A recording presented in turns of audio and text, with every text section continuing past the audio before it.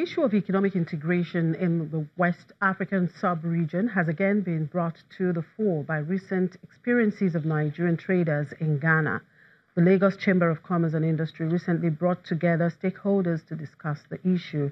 The Ghana High Commission in Nigeria, the Association of Nigerian Traders in Ghana, the Office of Trade Negotiation in Nigeria, and the Nigerian Ghana Business Council participated at the forum. ECOWAS was founded 43 years ago with the main objective of promoting economic integration in the West African sub-region. However, not much progress has been made. And the recent closure of Nigerian retail businesses in Ghana again brings into focus the effectiveness of the ECOWAS protocol on trade and free movement of citizens of the sub-region. Well, joining me now to talk about this is the President, Nigerian Ghana Business Council, Bambo Ademiluyi. Good morning, Mr. Ademiluyi. Thank you very much for joining us on the show. Thank you. Good morning. So tell me, you were at the meeting organized by the Lagos Chamber of Commerce over this harassment of Nigerian traders, in Ghana. What exactly were the issues? The main issue, actually, what brought this to fore now is the issue of the closure of Nigerian traders' shops in Ghana. And it was, according to the traders, it was targeted at Nigerians. However, the Ghana authorities say that there were Indians and Chinese also too in that same category of closures. And it was about registration. People weren't registered. Some that were registered weren't paying taxes and so on and so forth.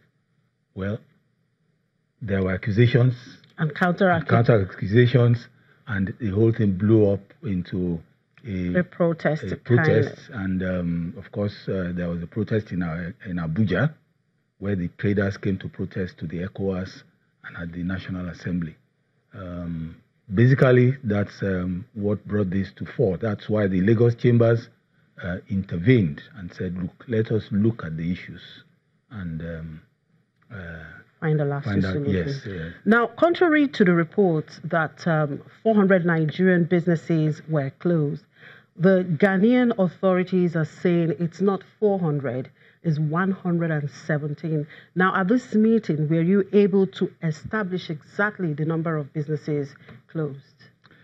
I would say no. Right? I would say no, because we didn't go out there to find out. So again, it's a question of accusations and counter accusations. The Nigerian traders say it was 400. The Ghanaian authorities who were at the meeting said it was only 117, and a lot of them have been reopened. And actual fact, the Ghanaian authorities showed us a press statement by the Minister of Trade saying all shops should be reopened while they regularize their papers. But one of the traders who was at the meeting actually showed us his work permit, showed us his tax papers, showed us everything. And at that meeting, as he was sitting there, his shop still remained closed in Ghana.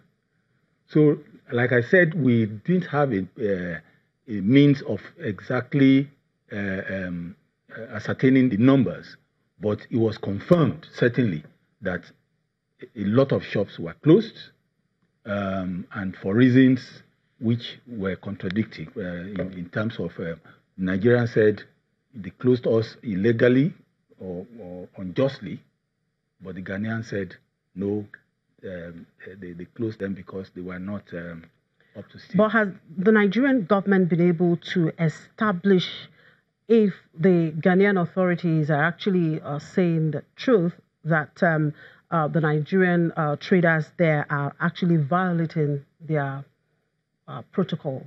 Actually, the Nigeria High Commissioner to Ghana visited the sites where this whole thing happened in Ashanti region, and he was able to ascertain that it is true. Some people do not have resident permit.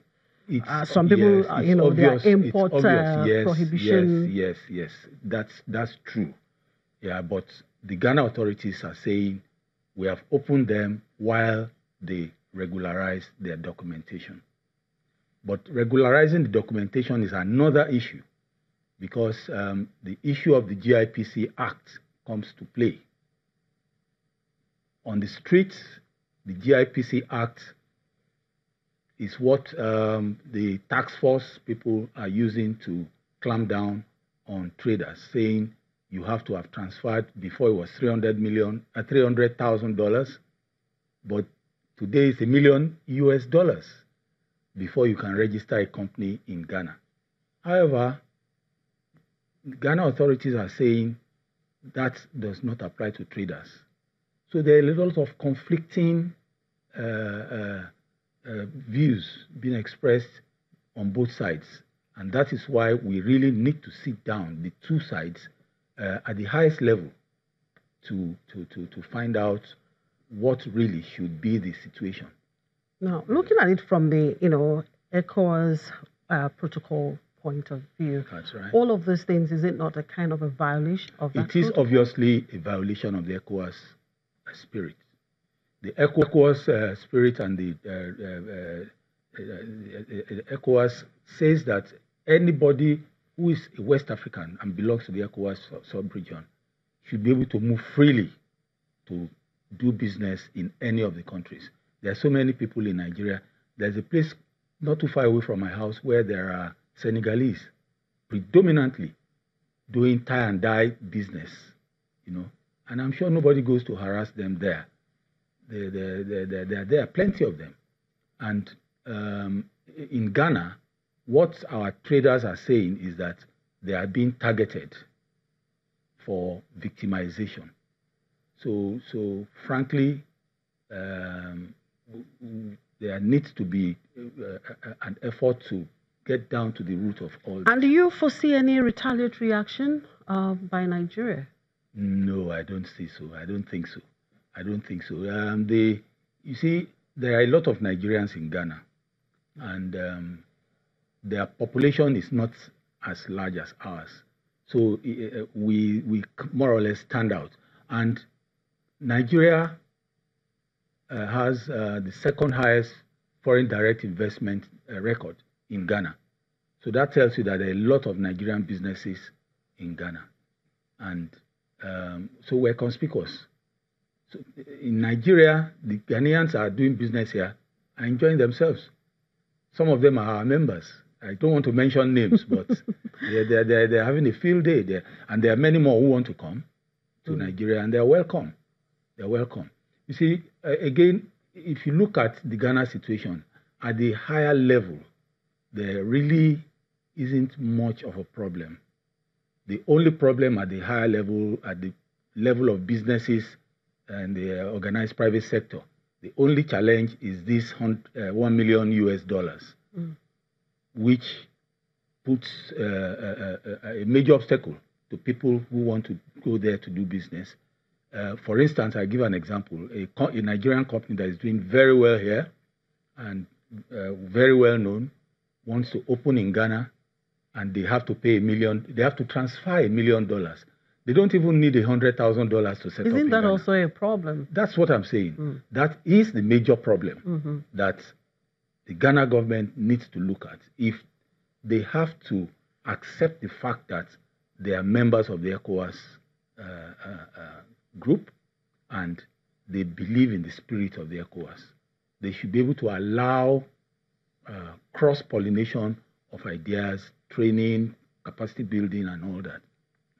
I don't see the reason why any company that's a consultancy company, most of what they need is computers and their brains. I don't see why they should transfer $1 million to Ghana. They don't need it to operate there. And I can say without fear of contradiction that Ghana still needs a lot of Nigerian support in terms of capacity building, especially in the oil and gas area. They've just discovered oil, and we have gone through it. We've had our hands burnt. We've gone through a lot of murky. So they have quite a lot to learn from us. They have quite a lot to learn from Nigeria, especially in the oil and gas area upstream.